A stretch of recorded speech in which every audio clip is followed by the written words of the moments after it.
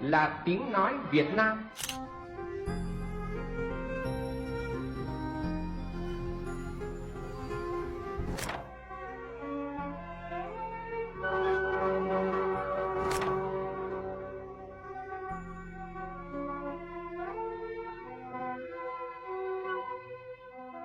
Xin chào mọi người, hôm nay chúng ta sẽ cùng khám phá một trong những điểm tham quan nổi bật tại Hải Phòng, đó chính là Hồ Tam Bạc.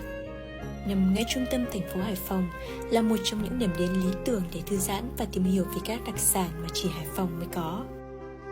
Được bắt nguồn từ Lạch Liên Khê, một nhánh của sông Tam Bạc nối liền với sông Cấm.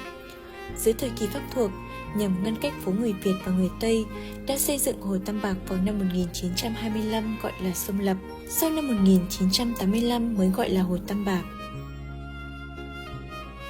Đến với Hồ Tam Bạc không chỉ thu hút du khách bởi vẻ đẹp thiên nhiên mà còn bởi những hoạt động thú vị như là đi dạo quanh hồ, câu cá, tham quan phố đi bộ, food tour Hải Phòng và tận hưởng không khí trong lành.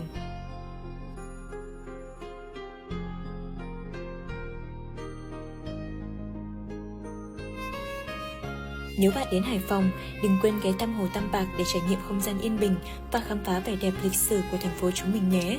Like và follow để không bỏ lỡ những video thú vị khác.